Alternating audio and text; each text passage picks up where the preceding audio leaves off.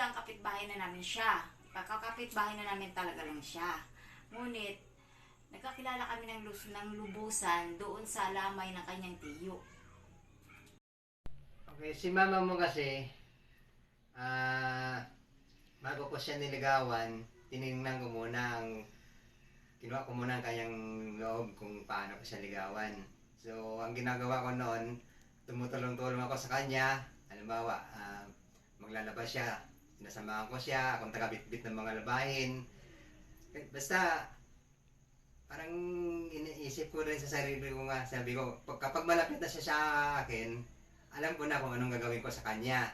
So, yun nga, nung parang medyo pakiramdam ko parang hindi na siya may love sa akin, doon ako nagkaroon ng chance na ligawan ko siya. Paano kami nagkakilala? Sa church. Yun, in-invite si Kuyang sa church para mag-train ng music team. Tapos, ayun, doon niya ako nakita. Doon ko rin siya nakilala. Paano ko siya niligawan? Una, binigyan ko siya ng letter.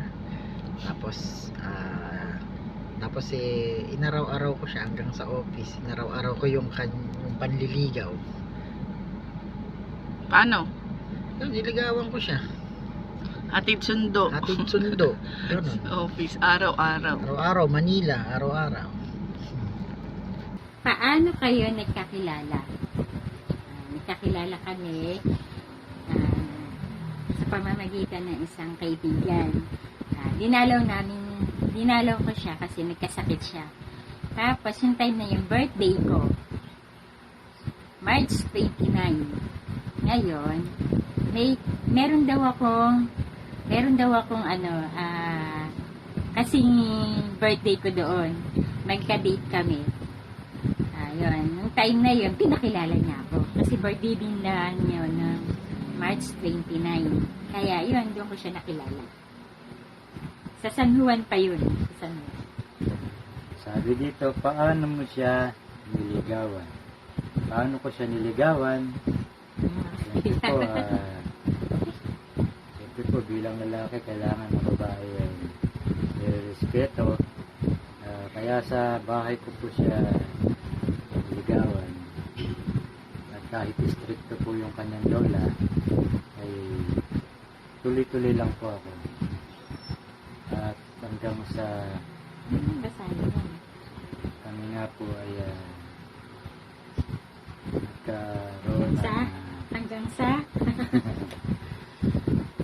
nagkaroon ng patawag dito, kalagayang loob.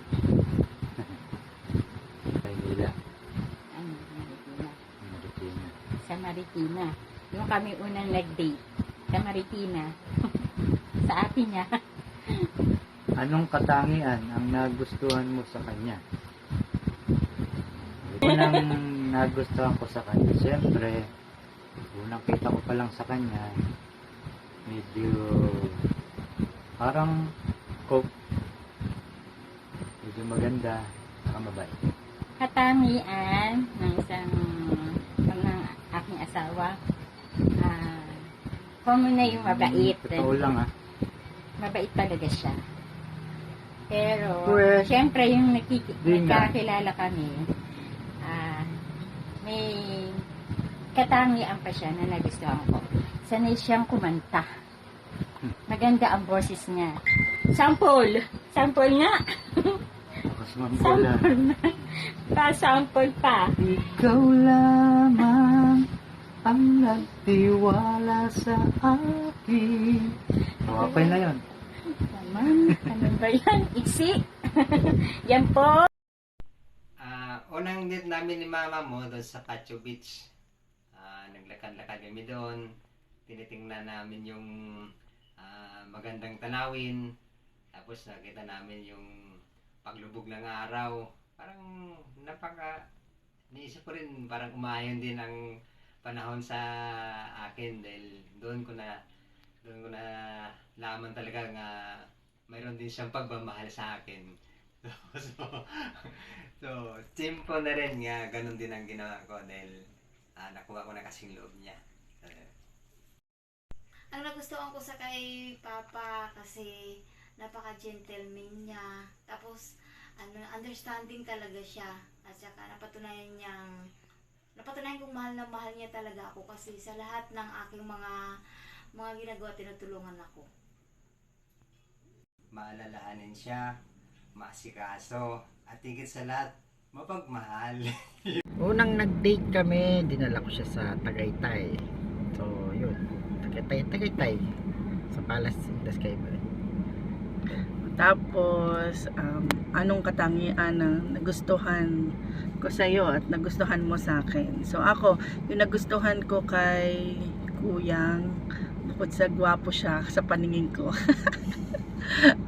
piyaga siya. Tapos, hindi ko ma-explain, pero kapag kausap ko siya, kasama ko siya, masaya ako. Yun. Nagustuhan sa kanya yung care niya at yung pagiging totoo niya. Yung lalong-lalo na yung makadiyos. Pagiging makadiyos din. Ang pinakamasaya namin kung babalikan namin, talagang masasabi ko nga, yung mga nakaraan iba talaga. Dahil doon kasi parang wala kang problema kung limbawa wala ka pang mga anak, wala ka pang asikasuhin, yung gaano. So, napakaganda, napakasaya dahil kayo lang dalawa eh. Pwede kayo umalis kung saan ang gusto nyo, mag-date kayo or mamasyal kayo. So, yun ang nakakamiss nung araw na yun. Ang pinakamasaya kung kung babalikan ko yung nakaraan namin, yung pag kami lang noong magkasama palagi, ang feeling ko noon parang ang saya-saya namin. Ang saya-saya ko kasi wala pa kami stress. Tapos, siyempre, pag in love kayo sa isa't isa, ang feeling nyo noon parang talagang parang kayo lang dalawa sa mundo. Kaya, kung babalikan ko, yun pa rin ang babalikan ko, nga kami pa rin. Ito yung huling question. Sabi niya, kung may i-rewind kayong mag-asawa na masayang pangyayari, ano ang gusto ninyo balikan? Ako, ang gusto kong balikan, yung kinasal kami. Yun, feel ko, sabi sa basta, masaya ako nung kinasal ako. Kahit na sabihin mo na maraming bisita, kaliwat kanan, may nagpayo sa akin na kahit na sino man yung nasa paligid mo, wag akong wala akong pakialam, basta naglalakad ako sa aisle. Tapos ang masaya doon na pangyayari, habang nag-preach pa yung pastor, hindi pa tapos, gusto na akong kunin ito. Gusto na akong kunin. Kaya sabi ng pastor, niya, "Uy, Ronnie, hindi pa tapos. Hindi pa tapos. Mamaya pa." Kaya yung mga tao nagtawanan dahil gusto na akong kunin. Hindi pa tapos nagsalita ang pastor, gusto na niya akong kunin. Yun. Nainip siya sa pastor. Yun. Ay, ikaw pa, ano yung masaya mong gusto mong balikan? Ako yung gusto kong balikan, siyempre yung palagi kayong namamasya. Yung panonood sa sine, mga action movies, mga adventure. Kaya ngayon, doon na kami nakakapanood. Saka, hindi na maganda mga pelikula ngayon. Kaya, sa mga lang kami nanonood, sa mga Netflix. Yan. Saka, siyempre, yung mga masayang araw na kukulitan, tawanan, yun, mga ganyan. Meron pa rin naman. Oo, kahit hanggang ngayon naman. Pero, Masaya kasi mas marami kayo ngayon. mayroon ka pang kaibigan kasama, no? Kaya lang, mayroon ka ng kaibigan na hindi na namin kasama. Sa makabilang buhay na Best friend niya. best friend ko, yun ang lagi kong kasama ko. Kaya, yung mga date, yung siyempre kada masaya kasama. Kung maire-rewind ako na gusto kong balikan, siguro yun yung wedding namin. Yung nakita ko siyang naglalakad papunta sa aisle siya.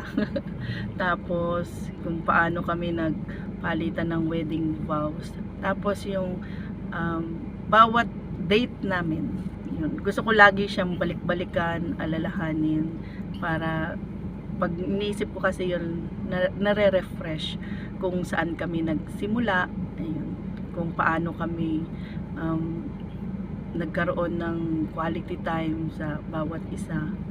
Yun. Gusto ko laging balikan yung masayang alaala na meron kami. Yun. Ako, Kung may i-rewind ka, ayun, kung may rewind babalikan. ako, babalikan yun. Siguro yun din yung wedding rin. At yung after wedding. Tsaka, yung, yung, lagi kaming nagde-date lagi. Yun, ganun.